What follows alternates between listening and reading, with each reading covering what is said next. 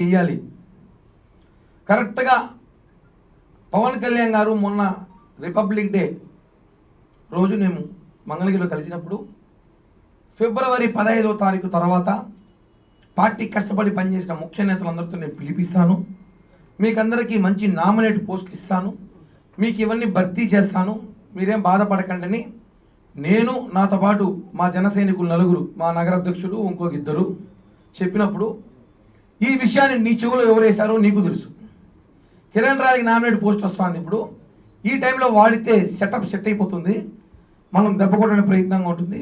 భవిష్యత్తులో అభయరెడ్డికి ఎప్పటికైనా తిరుపతిలో ఏదో ఒక రోజు కిరణ్ రాయల్, బేడాలేసే కిరణ్ రాయల్, పాన్లు అమ్మే కిరణ్ రాయల్, బ్లాక్ టికెట్లు అమ్మే కిరణ్ రాయల్, ఇంకేదో కిరణ్ రాయల్, రకరకాల బ్రోకర్ కిరణ్ అన్నాడు, బ్రోకర్ కిరణ్ రాయల్ మీకు ఇబ్బంది అవుతాడేమో అని భూముల అభయరెడ్డి వాళ్ళ నాన్న పుట్టుకతోనే 200 కోట్ల ఆస్తిపరుడు కరుణాకర్ రెడ్డి గారు, జమీందార్ కుటుంబంలో పుట్టిన కరుణాకర్ రెడ్డి గారు తిరుపతికి వచ్చేటప్పుడు ఆయన 81లో 80లో తిరుపతికి వచ్చినప్పుడు 200 కోట్లతో వచ్చాడు. మీకు ఎవరికైనా తెలుసా?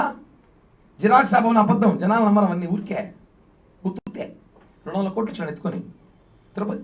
ఆ జిరాక్స్ అభవన్ ఇన్కమ్ ట్యాక్స్ ప్రాబ్లం పెట్టుకున్నా అంట.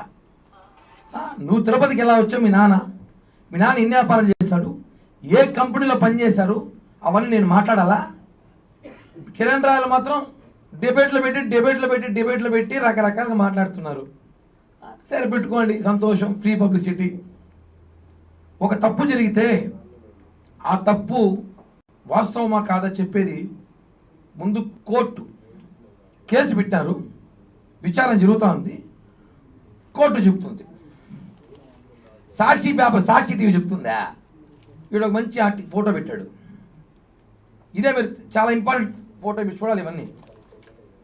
కిరణ్ పై కేసు ఏది? కేసు పోలీసులు కోర్టు చూసుకుంటుంది. సాక్షి టీవీకి, సాక్షి పేపర్కి ఏం పని? మీకు ఎంఐకి సంబంధం లేదంటారు. మీకు రాష్ట్రంలో లక్ష్మీరెడ్డి తప్ప ఎవరికి అన్యాయం జరగట్లేదా? ఎవరికి కష్టాలు లేవా? రాష్ట్రంలో వేరే సమస్యలే లేవా?